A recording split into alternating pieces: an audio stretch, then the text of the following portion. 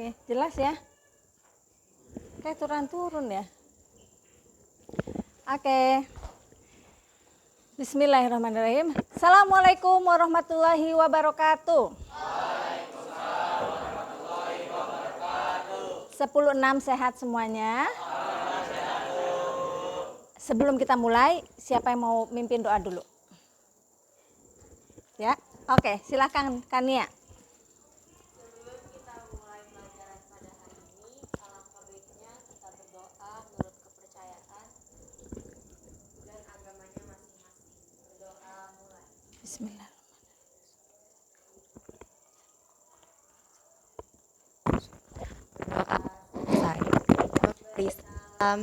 Assalamualaikum warahmatullahi wabarakatuh. Waalaikumsalam warahmatullahi wabarakatuh. Terima kasih Kania. Oke, 10.6 hari ini siapa yang nggak masuk? Bentar ya. Bu lihat dulu di sininya ya. Oke, Adelia, Niken, Parves. Jadi ada 3 ya. Keterangannya? Oh, Ansya Prayuda. Ansya Prayuda sakit. Sakit. Niken juga sakit. Terus Parves sakit juga. Jadi ada 3. Betul? Satu lagi? Oh, Adel belum ditulis. Maaf.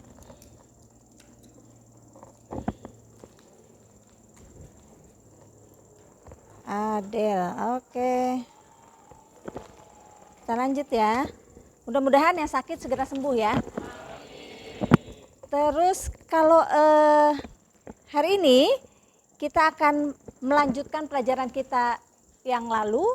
Kalau kemarin kita belajar tentang sistem komputer, hari ini kita akan tahu sebenarnya awalnya sejarahnya itu bagaimana komputer dan dampak-dampaknya apa aja. Oke ya.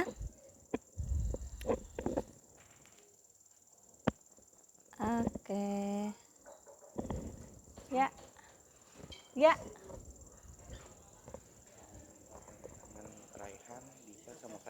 Oh ya, bisa nanti ya. Sebentar ya, Ibu lagi supervisi. Makasih.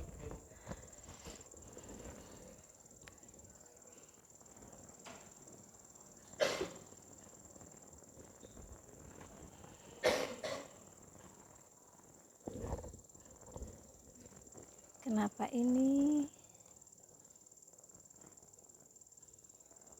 Oke. Yes, sekarang kita masuk dampak sosial informatika. Sebelum kita mulai pembelajaran hari ini, Ibu mau kita lebih semangat dulu. Kita pakai ice breaking.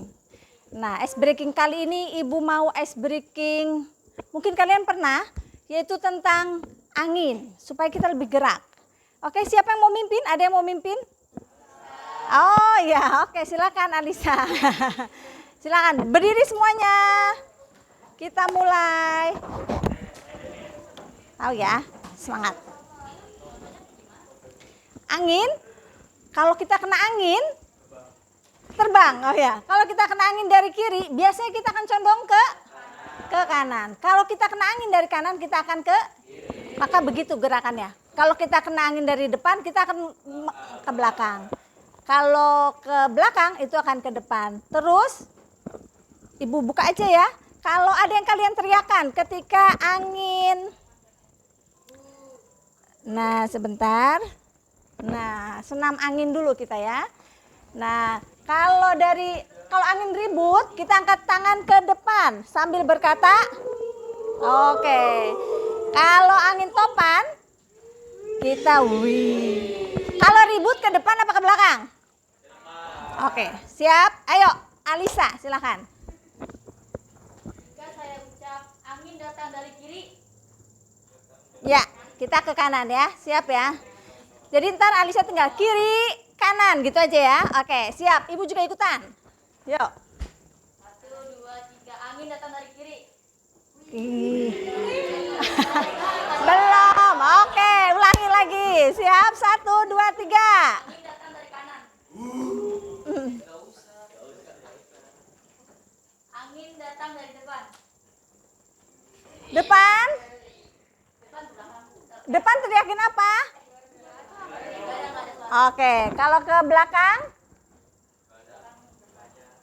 Oke, jadi ya oke, sekarang angin topan, coba. Ke kanan. Kiri. Angin ribut. Oke, tepuk tangan. Terima kasih Alisa. Oke, hari ini udah seger ya? Segar. Hari ini adalah kita mau belajar sesuatu yang sering kita pakai, yaitu komputer atau yang berhubungan dengan IT atau yang berhubungan dengan informatika. Kalian pasti SMP sudah pernah belajar tentang dampak sosial. Kalau di SMP mungkin belajarnya dampak negatif atau positif. Nah, kalau di SMA itu lebih jauh lagi. Untuk kali ini dampak sosialnya. Ya, di dampak sosialnya sebelumnya Ibu mau dengar kata-kata ombil. Ombil ngomong apa di sini? Apa ya? Jadi kata ombil ya, internet itu sekarang itu sudah terjadi yang dia bilang. Dia ini ngomongnya beberapa puluh tahun lalu, internet itu akan menjadi alun-alun kota untuk desa global. Ya. Jadi internet itu akan jadi kotanya dan daerah-daerah kita di dunia itu akan menjadi desanya. Internetnya itu yang akan menjadi alun-alun kota, pusat dari segala interaksi. Itu kata ombil dan itu sudah terjadi sekarang. Iya enggak? Udah terjadi enggak? Iya. Kalian mau kenal sama siapa aja bisa. Ya. Dan negara-negara yang ada ini menjadi desa. Seolah-olah menjadi desa. Dan terhubung oleh alun-alun kota yang namanya dengan internet. Gitu ya. Itu kata ombil. Kemudian, nah tujuan pembelajaran kita kali ini, yang pertama Ibu pengen kita semua belajar tentang bagaimana sejarah perkembangan dari komputer. Kemudian dan tokoh-tokohnya. Kemudian yang kedua adalah kalian bisa tahu atau bisa menjelaskan dampak informatika bagi di bidang ekonomi dan hukum. Dua ini yang akan jadi fokus kita hari ini. Oke ya, bisa dilanjut? Bisa, oke. Senamnya udah. Nah sekarang Ibu mau tahu. Sebelumnya, nah Ibu mau tanya apa cita-cita kalian yang berkaitan dengan informatika? Ada yang punya cita-cita tentang informatika? Tunjuk tangan. Yes. Yosi, apa Yosi? Silakan Yosi. Saya mau jadi programmer, Bu. Mau jadi programmer, keren. Ada lagi? Ya, Raihan, bisa dikasih Yosi. Saya juga ingin jadi programmer, Bu. Mau jadi programmer, keren. Lagi, ada lagi yang berhubungan sama IT? Nggak harus jadi programmer, ada loh. Apa ya? Ada? Ada di sini yang mau jadi YouTuber?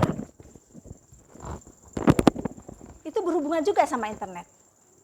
Atau ada yang mau jadi, Bu, saya itu jagonya ekonomi atau jagonya akuntansi.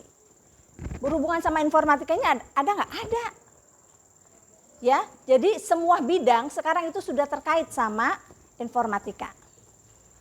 Gitu ya. Dan yang kedua, bagaimana cara mencapainya? Oke, Yosi, apa? Gimana caranya jadi programmer kalau menurut Yosi? Kalau menurut saya sih kayak belajar tentang itu, Bu, coding-codingan. Oh, belajar tentang coding, bagus. Ya. Raihan, apa yang cara kamu mencapai cita-cita kalau mau jadi programmer? Saya biasanya belajar ngeliat tutorial di YouTube, Bu. Oh, bagus, bagus. Kita juga bisa, apalagi sekarang ya. Sekarang itu dunia itu ada di tangan kalian, di depan mata. Dan nggak lepas malah. Ya. Bahkan kalian mau nambah sesuatu apapun bisa sambil belajar sendiri. Contohnya mungkin tadi Raihan tertarik sama coding. Mulai dari sekarang dia sudah tutorial, sering tonton tutorialnya. Ya. Oke, terima kasih Raihan. Nah, kalau begitu sekarang kita akan lihat gimana sih si komputer itu awalnya. Apa seperti yang kita lihat?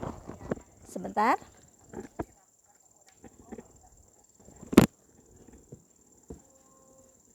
Kok ini nggak nyala ya?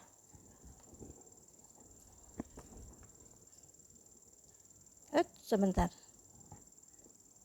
Pekerjaan manusia di era modern ini dilakukan menggunakan komputer.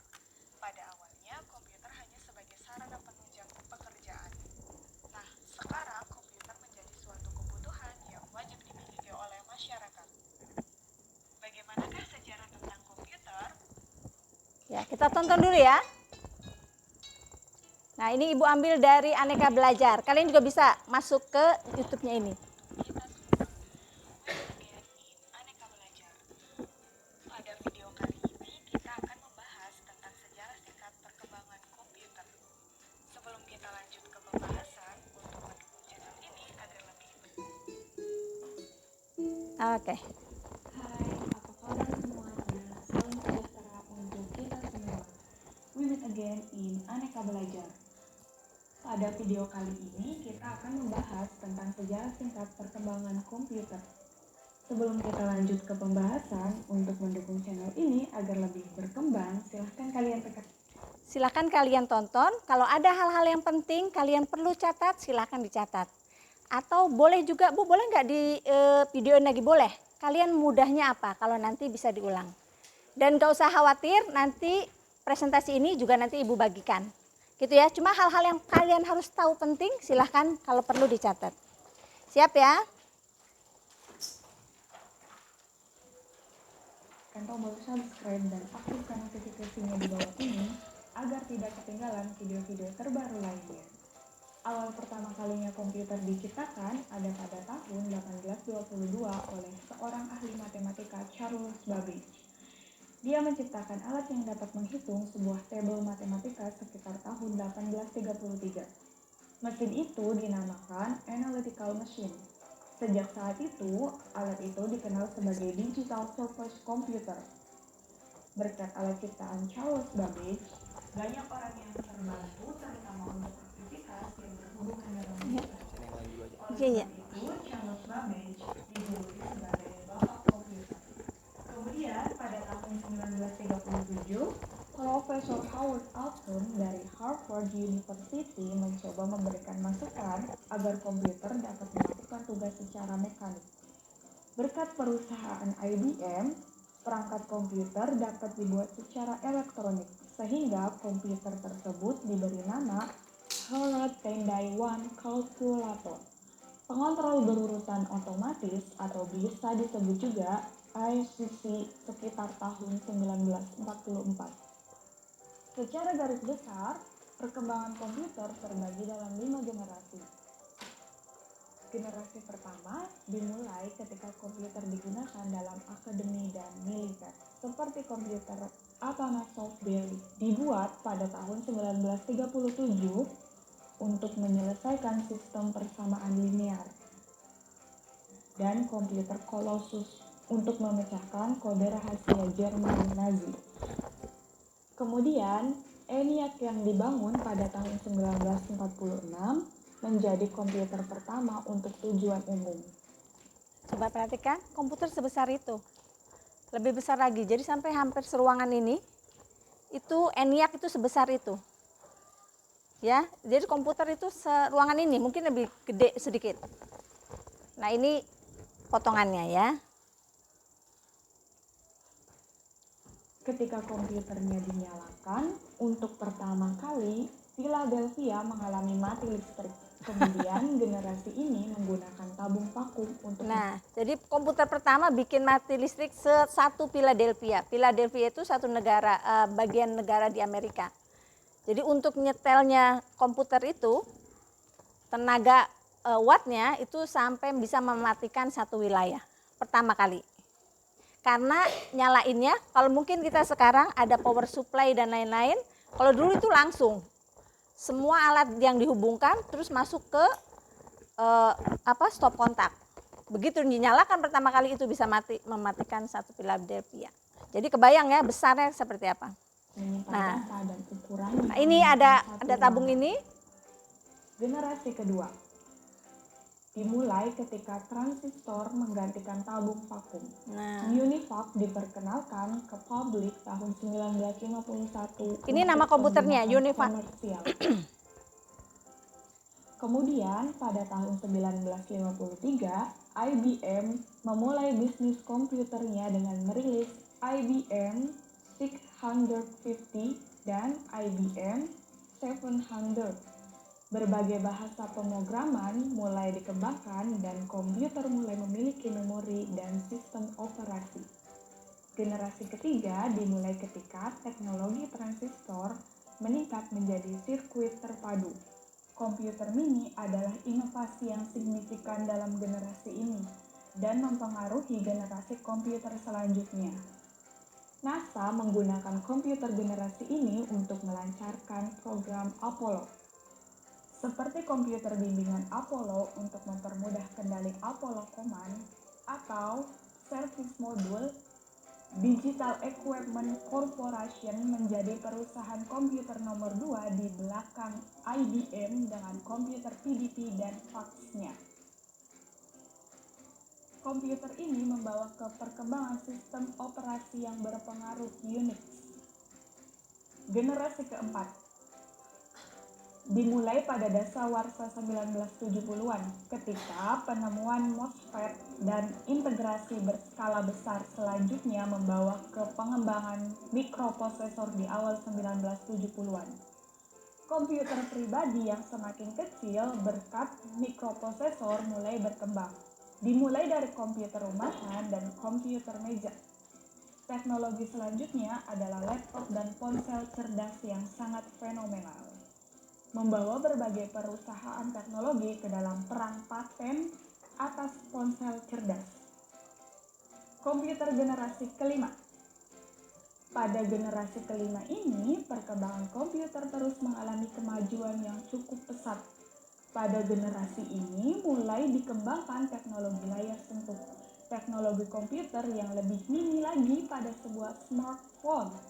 Bahkan jam tangan pun juga sudah bermunculan yang menggunakan teknologi komputer. Pada generasi ini, sistem operasi Android mulai dikenal pada perangkat smartphone. Perkembangan komputer masih akan terus berlanjut sampai nanti menjelang generasi ke-6 yang nantinya teknologi AI atau Artificial Intelligence akan menjadi primadona di dunia komputer. Nah, itulah sejarah perkembangan komputer secara singkat. Semoga bisa memberikan manfaat untuk kita semua. Oke, jelas ya? Jadi Ibu mau tanya jawab nih. Tadi udah kita perhatiin tentang sejarah komputer. Ibu mau tanya, siapa tokoh penemu komputer? Luna, silahkan. Iya, penemunya. Charles Babbage. Oke, bagus Luna. Aplaus buat Luna. Kemudian, kalau dilihat dari generasinya, kapan smartphone itu ada? Di generasi keberapa smartphone mulai ada? Kartika. Smartphone mulai? Oke, kita generasi keempat. Smartphone generasi keempat, perkembangannya Android itu mulai generasi kelima. Betul, Kartika. Terima kasih Diva. Kemudian sekarang Ibu mau tanya, kalau selain Charles Babbage, siapa tokoh dari sejarah komputer? Azahra. Howard Alker dari Universitas Harvard University ya. Oke, selain itu, sekarang Ibu mau tanya, tokoh komputer yang sekarang kalian kenal? Dipa. Bill Gates. Ada lagi yang berhubungan sama komputer? Siapa lagi? Bill Gates. Penemu iPhone. Ayo siapa? Siapa ya? Penemu face, oke. Steve Jobs, bagus Dipa. Tepuk tangan buat Dipa. Satu lagi, penemu Facebook. Mark Zuckerberg. Oke, Zuckerberg. Oke, betul Yosi. Tepuk tangan buat Yosi. Itu tokoh-tokohnya. Dan itu masuk sampai sekarang ya. Oke, sekarang kita udah tahu sejarah komputer. Pentingnya tahu sejarah buat apa?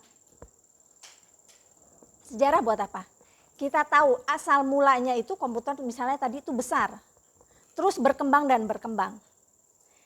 Jadi kalau menurut Ibu, kalian juga bisa belajar. Kalian lihat ke belakang, dulu komputer itu seperti itu, mengalami perkembangan. Dan kalian akan berkembang juga dan gak usah takut gagal. Komputer pertama begitu dinyalain, mati lampu semua. Itu kegagalan kan? Tapi itu awal mula perkembangan komputer. Gak bisa dibilang gagal. Begitu juga kalian. Gak usah takut gagal karena teknologi akan terus berkembang sampai ke depannya. Gitu ya, itu sejarah komputer. Sekarang, kalau sejarah yang seperti itu ternyata tadi ngelihat dampaknya, pertama kali komputer itu dipakainya bukan buat belajar seperti kalian atau pakai handphone, bukan. Pertama kali justru dipakai oleh militer, ya kan? Pertama kali pakai militer. Baru tahun 1950-an baru secara umum bisa digunakan oleh kita. Ya, nah sekarang Ibu akan lihat dari sejarahnya, kita akan lihat dampaknya. Apa dampaknya bagi manusia? Kalau kita lihat tadi semakin lama, semakin dulu susah gitu ya. Dari lampunya mati, ditemukan alat baru, komponen baru di listrik dan lain sebagainya. Itu akan akhirnya lama-lama mempermudah kita. Sampai bentuk komputer itu sebesar, kalau ini masih gede, ini juga komputer ya. Smartphone itu bagian dari komputer, sistem komputernya masuk semua ke sini. Oke, nah sekarang kita akan lihat dampaknya. Nah, untuk dampak sosial ini, Ibu mau kalian membuat kelompok. Kelompoknya terdiri dari kelas kita bikin 6 kelompok. Mungkin kelompok 1, 2, 3, 4, 5, 6. Nah, Ibu mau kelompok ini dibagi menjadi 2 aspek. Yang 1, 2, 3 aspek ekonomi, yang 4, 5, 6 aspek hukum. Ibu mau kalian pilih, terserah kalian lebih pengen tahu di aspek mana. Silahkan kalau sudah mau itu berbentuk kelompok masing-masing. Tinggal diputar bangkunya ya seperti tadi. Putar, iya putar aja. Bangkunya aja diputar. Enggak, terserah kalau kamu mau pindah. Yang penting dia diputar aja dulu, dibikin kelompoknya. Yes. Diputar nak. Nah, oke. Ayo semangat. Yuk. 3. 1, 2, 3. Ya. Diputar ini diputar sayang.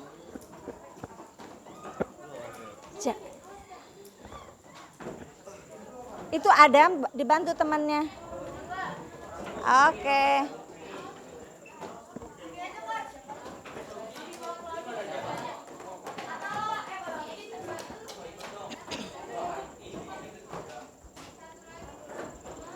Ya, berarti satu kelompok ada yang 6, ada yang 5 ya.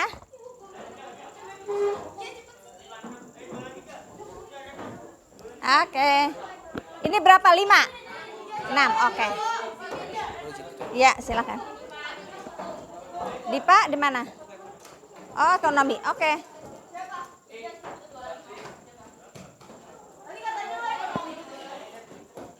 Ini di sini siapa? Putar. Ini dijadiin Diva. Oke, putar. Ya. Ya, ini Bang taruh situ. Oke. Satu lagi, satu duduk sini, kamu sini. Ya. 1, 2, 3, 4. Sini. Sini, Naomi sini. Sini. Yuk. Kamu di mana? Oh, ekonomi. Ini ekonomi juga. Ini nggak muat duduknya, ini kosong. Ini nih. Nah. Ini juga ekonomi. Dah situ. Di sini. 1, 2, 3. Kamu udah dapat duduk, Cecil. Udah duduk, silakan duduk. Kemudian 1, 2, 3. Oke. Ini satu di sini, satu ke sana. Yuk cepat. Sini sini. Nah, sini, duduk sini. Kamu sebelah sana. Nah, ini gabung. Yuk gabung. Itu gabung ke situ, geser. Ya. Oke. Sama kan ekonomi, sesama ekonomi ya. Gini ya, supaya nanti Ibu bisa jalan. Oke, sudah? Oke. Berarti kita punya berapa kelompok? 5 kelompok? Baik. Kelompok 1, 2, 3, 4, 5. Ya. Kelompok 1, 2, 3 itu akan bahas tentang aspek ekonomi. Maaf. 1, 2, 3. Kamu apa?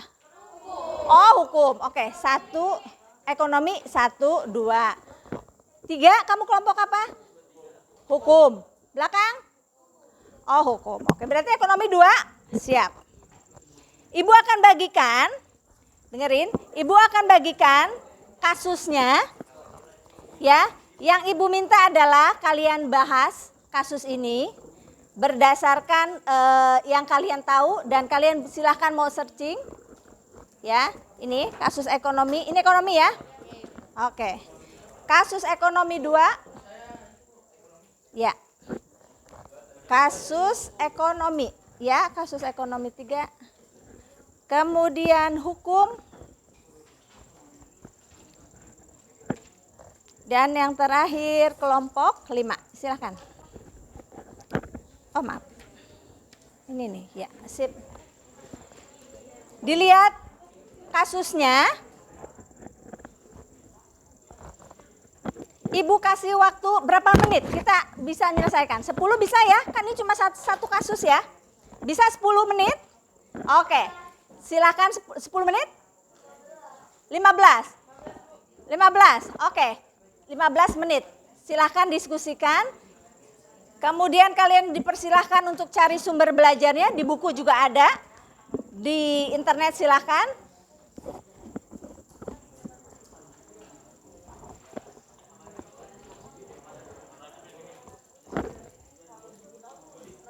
Oke.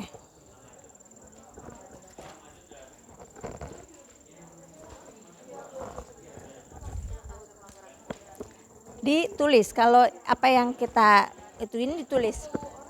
Satu aja, cukup satu.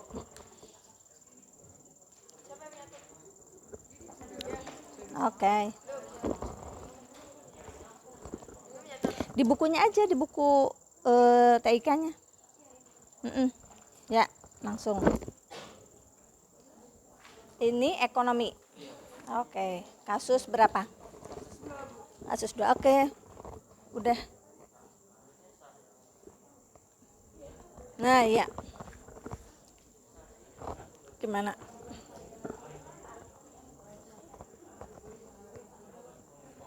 Udah, apa nih kita dapat kasusnya? Oh ya.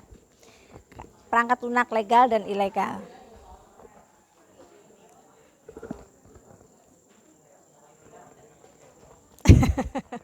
Boleh. Silakan.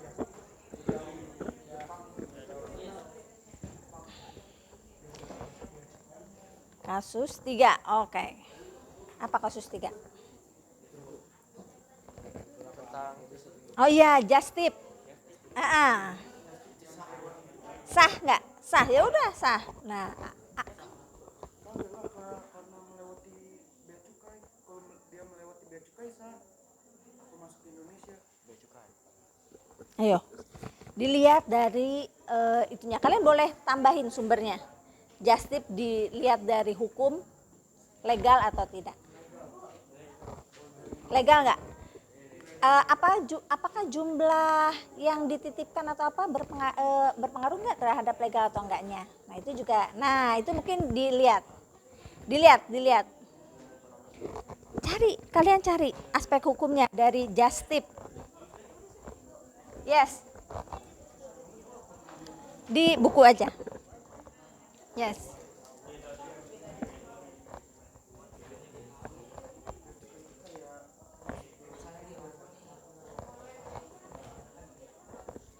Ayo kasus dulu. Apa nih kasusnya apa? Nah ini gampang, gerai yang ada di Heeh.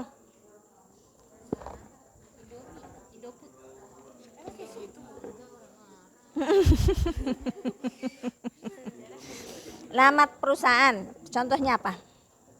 Yang berhubungan sama ini misalnya apa nih? Transportasi. Apa yang berhubungan sama transport?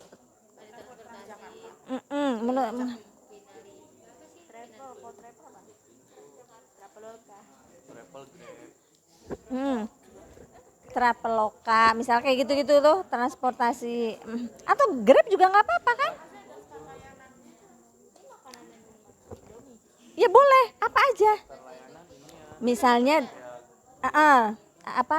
transportasi atau apa, nama perusahaannya apa.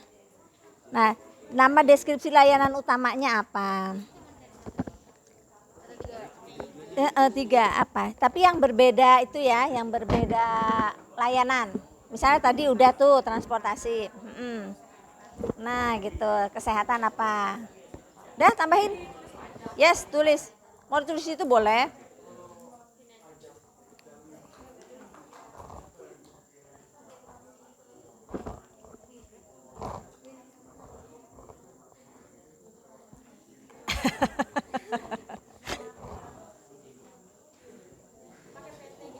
Ya, Gojek itu apa PT-nya? Jangan-jangan bukan Gojek.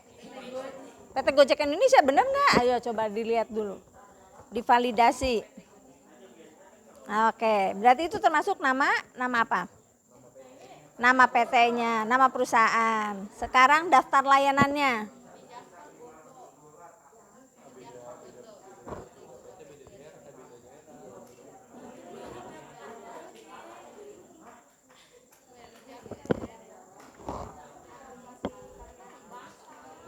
Nah kalau itu, kalau dilihat dari aplikasinya berarti penjualan softwarenya. Gitu, tapi kalau itu perusahaannya. Yuk dicari dulu.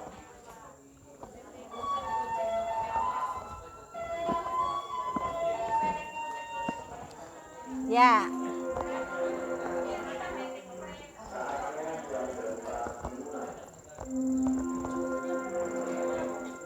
Udah, kita udah sampai mana nih? Jawab pertanyaan pertama. Ada berapa pertanyaan? Dua.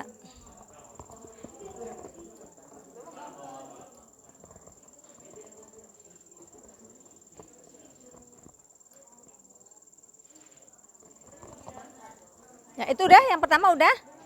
Oh belum. Pertama itu, oke. Apa bedanya membajak barang nyata dan barang digital?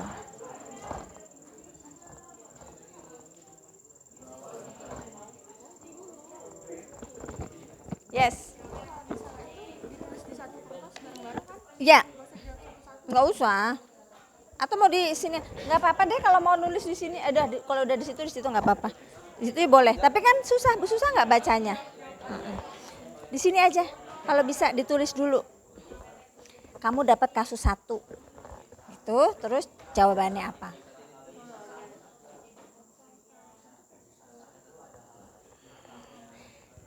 Terus tentuin siapa nanti yang jadi jubirnya. Nanti berdiri di kelompoknya masing-masing aja.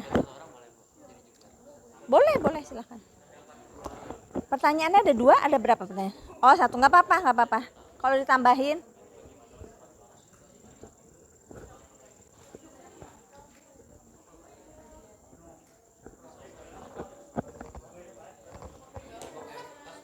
Oh ya udah belakang juga boleh. Di buku kamu juga boleh. Kalau di belakang nulisnya enak nggak? Entar depannya udah gini aja tuh. Nah, ya 1 aja cukup. Buku aja udah di bukunya.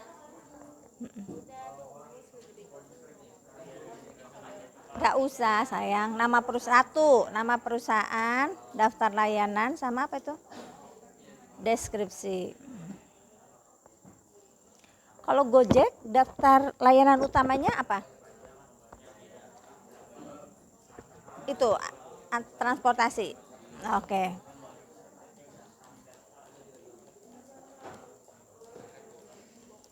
utamanya bukan GoFood ya? Bukan, oke. Berarti transportasi. Kalau transportasi berarti nggak cuma nganter orang, nganter makanan juga. Yes, oke. Ya benar, nganter paket. Ya, gosen, ada gosen. Nah iya, tapi kayaknya bukan utama, yang belanja itu kayaknya bukan utama ya.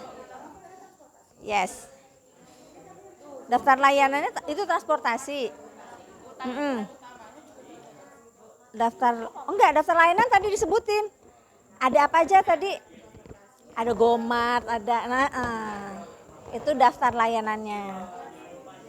Nah itu tulis tuh, Gomol ada Gomol. Ayo tulis cepet.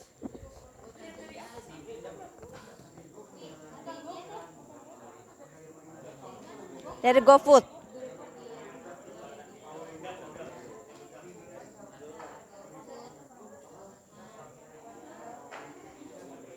Sebutin Go Ride-nya ya.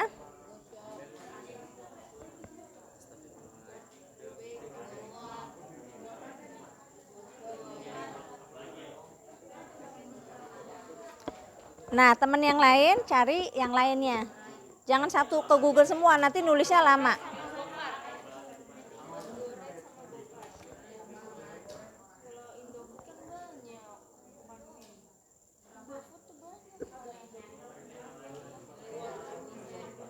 Bisa ada apa aja? Bener, ada kecap. Ada tuh snack juga ada.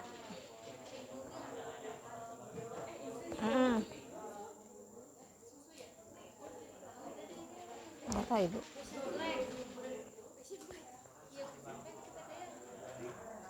PT Frisian Flag yang di Pasar Rebo.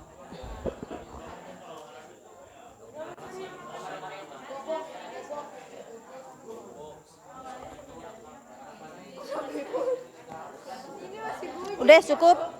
Go Transit udah sampai Go Box dan Go Transit udah. Berikutnya layanan utamanya transportasi. Nah, ini daftar deskripsi. Nama deskripsi layanan utamanya adalah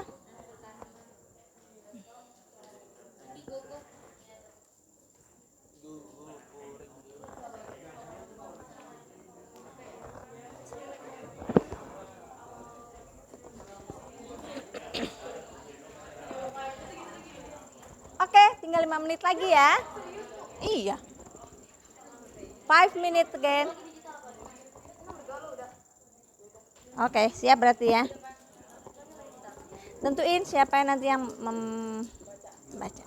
Nggak baca kali ya. Coba nggak baca, bisa nggak baca? Dipresentasikan.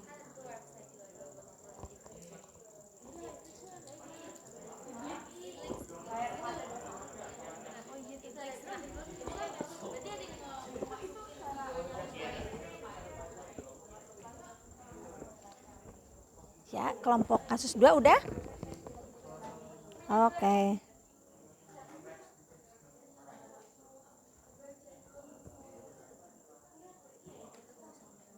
Boleh dong, tapi yang berhubungan sama ini.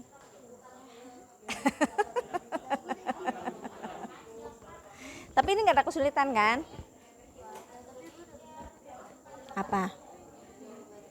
Menurut kamu apa? Nah software itu dapat uang dari mana? Kalau software gratis itu dapat uang kalau dia gratis.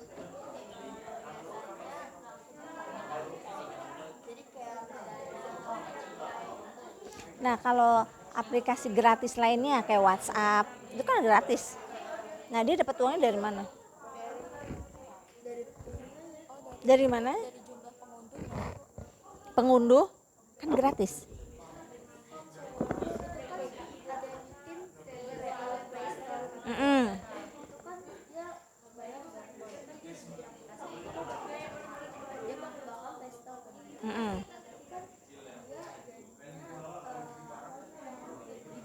Dari Play Store. Oke. Selain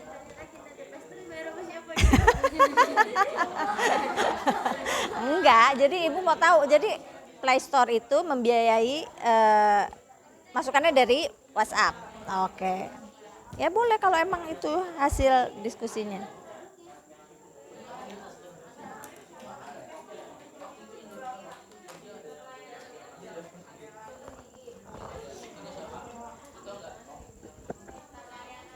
Oke, sudah. Tentuin ya siapa nanti yang bicara. Maju ke depan. Enggak, di sini aja. Ya, ntar ibu bicara pakai ibu. Tanya-tanya di depan. Apa? Hukumnya ada nggak yang terbaru tapi ya? Jangan yang lama. Gimana? Jadi kita boleh just tip? Tergantung Bu. Tergantung. Oh, gitu. Oh ya. Ya, sesuai barangnya tergantung. Oke. Sip. Bagus.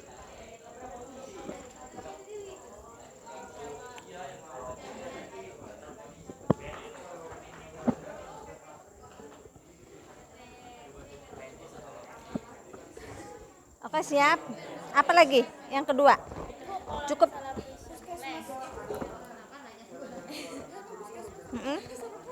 Coba maaf. Enggak dong. Dinas apa itu?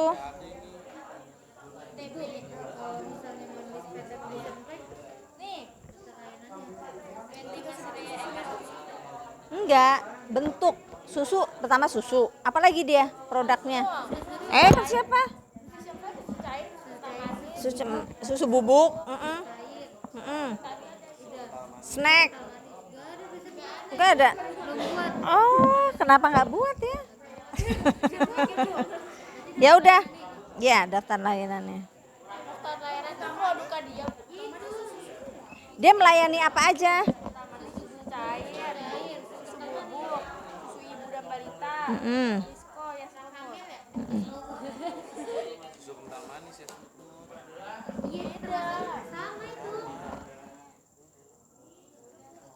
Kenapa nggak ganti yang itu, yang apa? Itu aja cukup, satu juga nggak apa-apa. Kita kalian sebutin itu, nggak usah satu itu aja, ntar sebutin ya. Sama diceritain, misalkan deskripsiinnya, itunya deskripsiinnya, transportasi. Iya. Dapat mengantar makanan. Iya. Tapi satunya. Oke? Oke, kita siap-siap ya. Kita akan presentasikan. Ibu lihat tadi luar biasa. Jadi ini kelompok, ibu kasih namanya belum malahan ya? 1, 2, 3, 4, 5. Oke, waktunya udah habis 15 menit. Sekarang kita mulai. Ada kelompok yang sudah siap lebih dulu? Oke, siap. Kelompok 2. Kelompok 2 kasus berapa? Kelompok 2 kasus berapa? Kasus 2 Bu. Kasus 2 ekonomi? Iya. Oke. Yang lainnya, please. Konsentrasi ke depan ya. Kasus 2 ekonomi. Kalian boleh kasih satu tanggapan. Ya. Untuk kelompok 1. Satu aja kesempatannya, silahkan. Lampunya. Udah? Udah Bu Ita? Udah. Satu aja cukup, silakan. Dibacakan dulu ya. Oh ya, Ibu yang bacain. Apa kalian, nanti ada siapa aja yang presentasi? Dipa? Berdua, oke.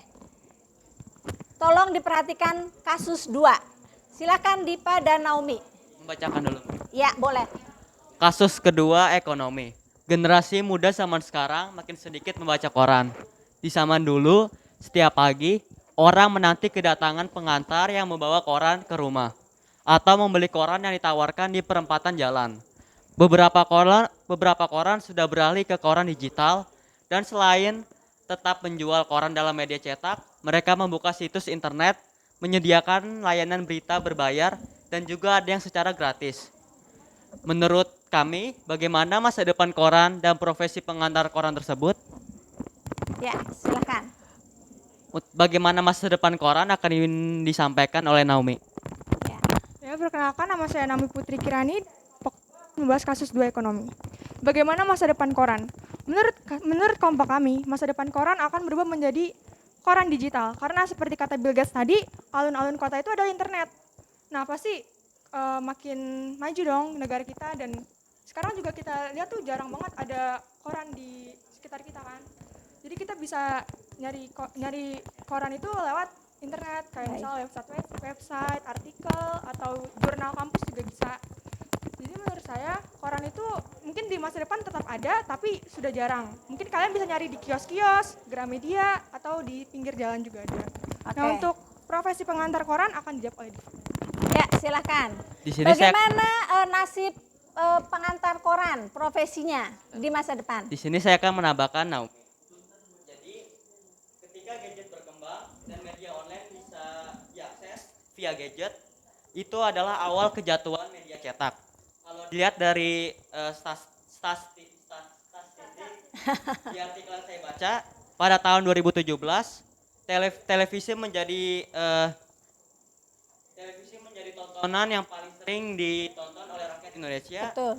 Dan internet menjadi posisi kedua, sedangkan untuk koran tuh berada di posisi ketujuh dengan presentase pembaca di rakyat Indonesia itu sebesar 7%. Dan untuk profesi pengantar koran tersebut, menurut saya belum pernah bertemu dengan profesi pengantar koran tersebut.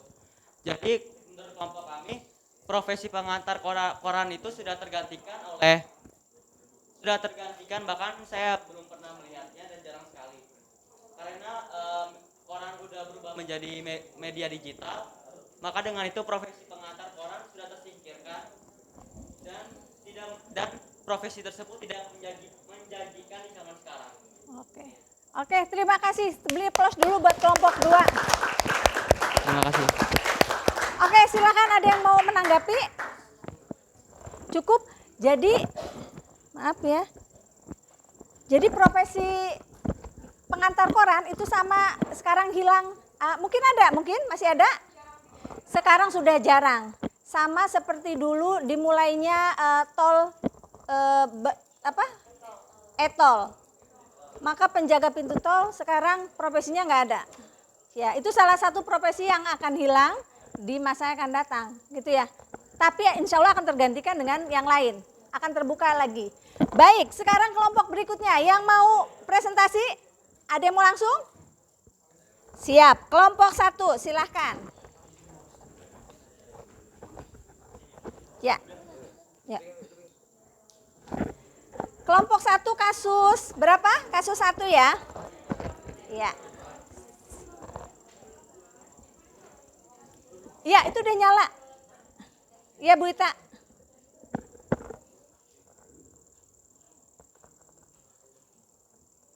Ya. Kelompok 1 yang akan mempresentasikan siapa? Aca, silakan Aca. Terus saya baca ini. Boleh. Carilah di internet berbagai gerai digital yang disebutkan di atas. Golongkanlah sesuai area bisnisnya, misal transportasi, travel, finansial, kesehatan, makanan dan minuman, jasa dan lain-lain. Rangkum dalam sebuah tabel berikut. Perhatikan bahwa sesuai dengan namanya, biasanya perusahaan memulai dengan satu area bisnis tertentu. Dalam perjalanannya mereka membuka layanan satu pintu untuk berbagai transaksi lainnya. Menurut kalian mengapa mereka melakukan hal itu? Di sini kami memilih nama perusahaan PT Goto Gojek Tokopedia. Daftar layanannya GoFood untuk memesan makanan, GoMart untuk memesan barang atau Belanja ya. Belanja di toko-toko tertentu. Ada GoShop, ada Gomo, ada GoRide, ada GoCar, ada GoSend, ada GoBluebird, ada GoBox, ada GoTransit. Ya. Mau ditambahkan silakan. Kelompok 1. Ya, Elizabeth. Nama layanan utamanya adalah transportasi. Jadi, Gojek ini mempermudah orang-orang untuk memesan dan mengantar. Oke. Oke, itu nama apa tadi? Deskripsi layanannya. Nah, pertanyaannya menurut kalian mengapa pertama biasanya Gojek itu kan satu dulu ya. Go Ride dan Go Car. Kenapa sekarang jadi banyak? Menurut kalian kenapa seperti itu? Karena adanya perkembangan teknologi. Ya, bisa ditambahkan sama Azahra. Jadi kenapa makin kesini itu Gojek makin Layanannya makin banyak. ya, karena semakin kesini kan orang-orang makin sibuk. Jadi butuh jasa untuk mengantar barang atau menjemput, memesan makanan. Jadi Gojek tuh makin kesini itu mempertambah layanannya agar mempermudah orang-orang untuk memesan ataupun mengantar barang atau makanan. Baik, terima kasih kelompok 1, Aca, Elizabeth, dan Azahra.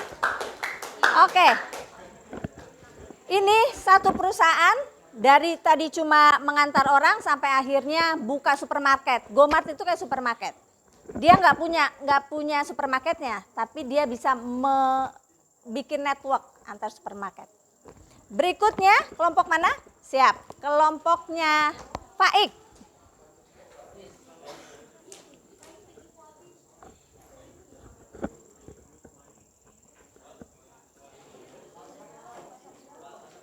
Oke, silakan. Kalian di apa? Kasus apa?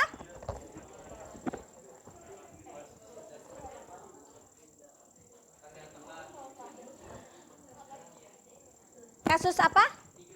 Kasus 3 ekonomi. Oke, silakan. Kasus 3 ekonomi. Beberapa anak muda yang sering berpergian ke luar negeri menerima jasa titipan belanja. Mereka menawarkan jasanya secara online lewat media sosial. Berkat itu, mereka bisa menikmati lebih sering berpergian gratis. Dan yang menitip pun senang karena mendapatkan barang yang sulit diperoleh di Indonesia dengan mudah tanpa harus berpergian ke luar negeri yang ongkosnya mahal. Dan untuk barang tertentu bisa bebas pajak. Media sosial yang semula dimaksudkan untuk berkomunikasi dan bergaul di dunia maya menjadi sarana bisnis. Menurut kalian apakah hal-hal ini sah-sah saja? Ya, silakan. Selanjutnya akan dijawab oleh Raja.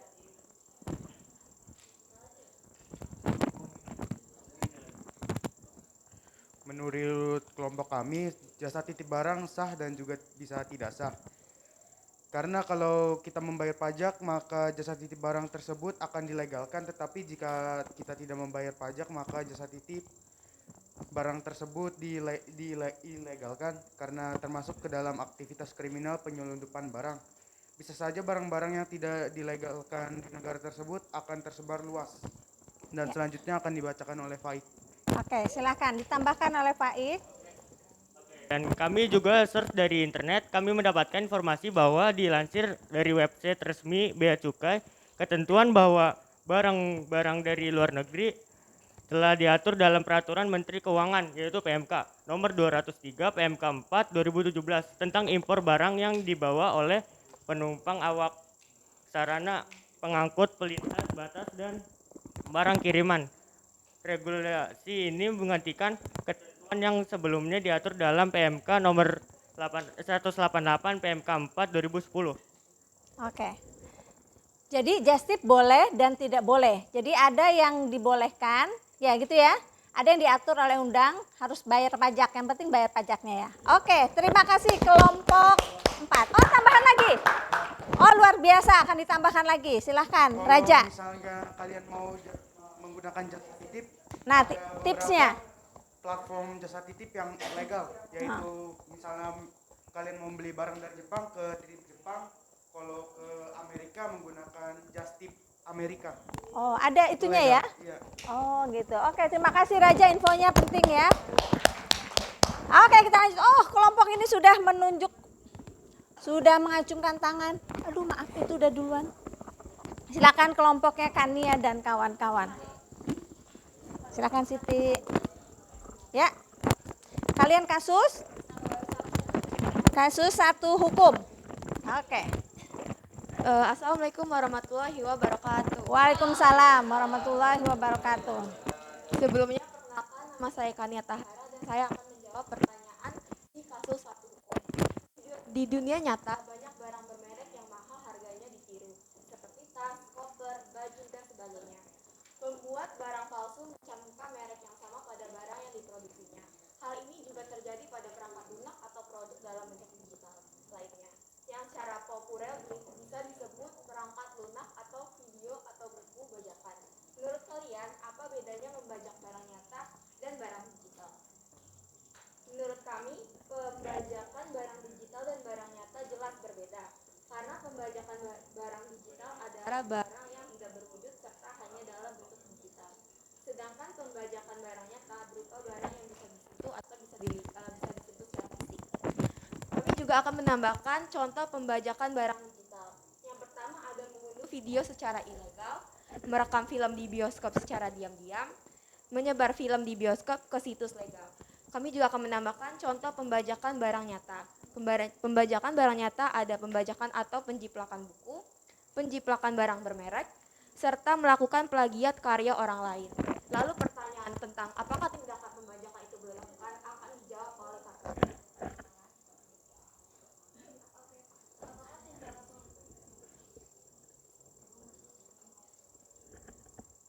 Apakah tindakan membajak itu boleh dilakukan? Jawabannya tidak, karena bisa merugikan banyak pihak.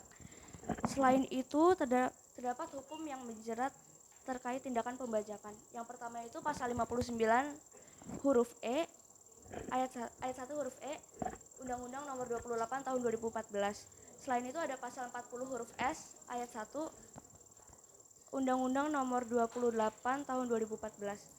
Dan selain itu ada pasal 1 angka 23 Undang-Undang Nomor 28 Tahun 2014 yang menjelaskan tentang hak cipta. Pembajakan adalah penggandaan ciptaan dan produk hak terkait secara tidak sah dan pendistribusian barang. Hasil penggandaan dimaksud secara luas untuk memperoleh keuntungan ekonomi.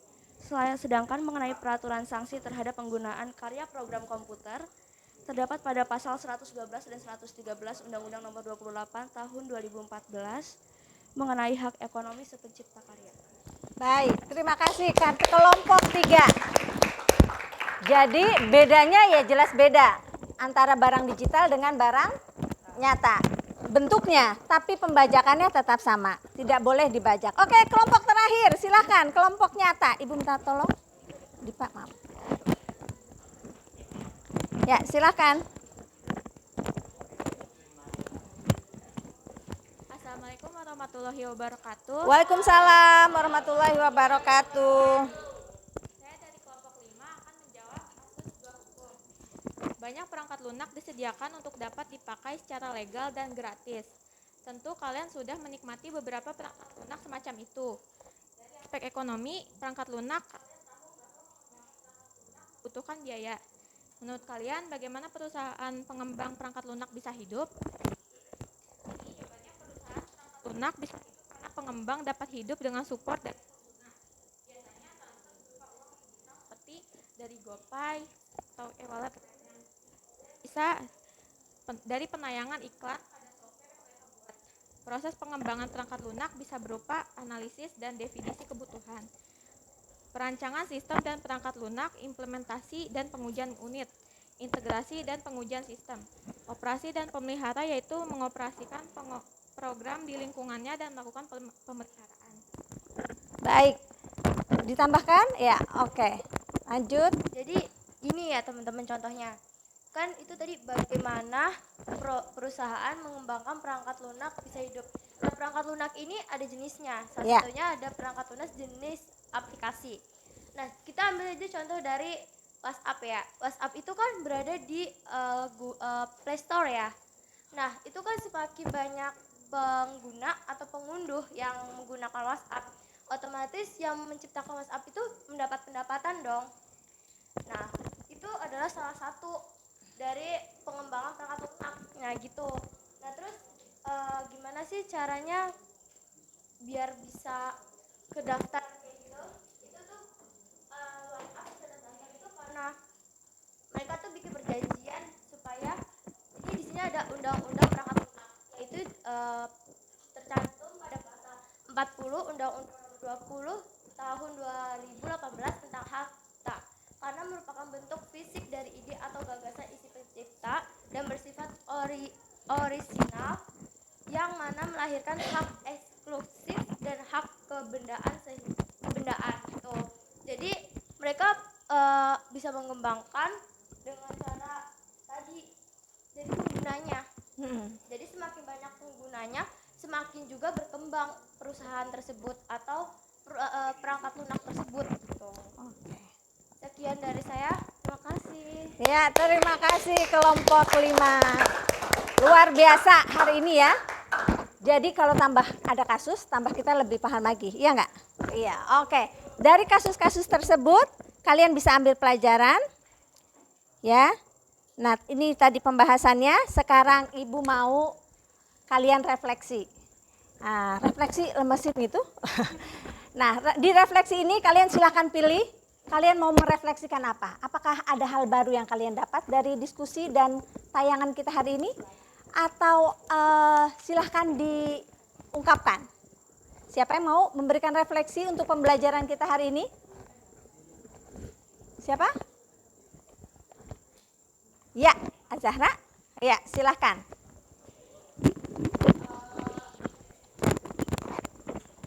Hal baru apa yang kalian pelajari hari ini? Ya. Hal baru yang saya pelajari hari ini itu ada sejarah tentang komputer, terus ada lagi tentang ekonomi dan hukum informatika. Ya. Contoh-contohnya, layanannya gitu-gitu. Oke, terus yang paling penting kalau menurut kamu perkembangannya? Yang paling penting itu Perkembangan dari teknologi ini yang paling penting buat kamu tuh atau ada yang berguna bagi masyarakat tuh apa? Yang saat ini ya? internet. Internet. Karena kita bisa nyari tahu apa aja di internet. Oke, baik. Ya, menerima informasi. Bagus. Kemudian tokoh atau benda yang menarik di sejarah komputer tadi menurut Azahra yang mana? Apa yang menarik? Penemunya yang menarik ya? Charles? Oke. Charles Babbage. Oke. Ya, terima kasih Azahra. Tepuk tangan buat Azahra. Ada lagi yang mau refleksi? Oh, Dipa. Oke, silahkan Dipa. Ya, pencet. Udah? Yes. Jadi kita tuh banyak sekali belajar hari ini, mulai dari sejarah perkembangan komputer. Jadi kita belajar kalau komputer itu mengalami beberapa fase dari generasi 1 sampai generasi kelima. Dan kita juga belajar tentang kasus-kasus yang diambil dari dua aspek di bidang ekonomi dan di bidang hukum mengenai informatika. Baik. Kita juga banyak mengenali tokoh-tokoh baru dalam sejarah perkembangan komputer, beserta juga perangkat-perangkat terbarukan yang ditemukan pada tokoh tersebut. Oke, terus yang menarik buat Dipa di tokohnya atau di peristiwanya atau di bendanya apa? Di penemuan bendanya, Bu. Oh, di penemuannya ya? Iya. Oke, kenapa di penemuan bendanya? Salah satunya itu pada generasi keberapa? Generasi ketiga, Bu. Generasi ketiga pada saat prodata prosesor ditemukan, Bu. Soalnya itu bakal berdampak bagi generasi keempat sama generasi kelima. Oke, berdampaknya besar ya? Iya, microchip prosesor tersebut membuat komputer-komputer zaman sekarang tuh menjadi lebih mini sama lebih praktis, Bu. Oke, baik sekali. Terima kasih, Dipa. Luar biasa ya. Dan refleksi hari ini dari Ibu senang sekali. Kalian sangat aktif dan sangat jeli dalam membahas kasus-kasus.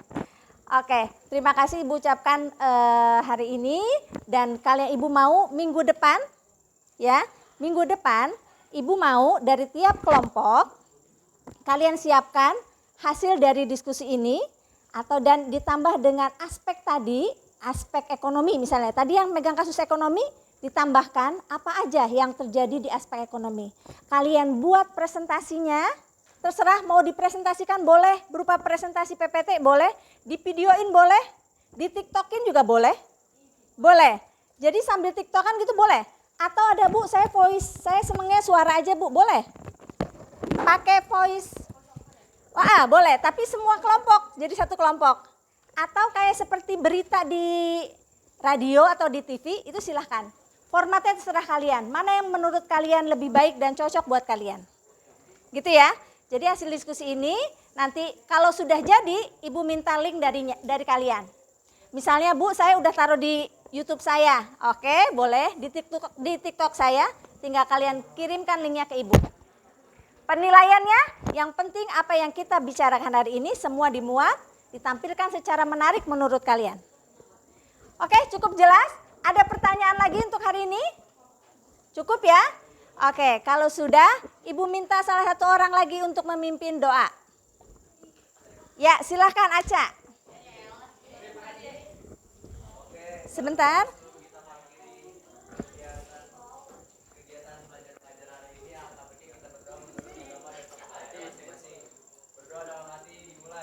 Bismillahirrahmanirrahim. Subhanakallahumma wa bihamdika asyhadu an la ilaha illa anta astaghfiruka wa atubu ilaik.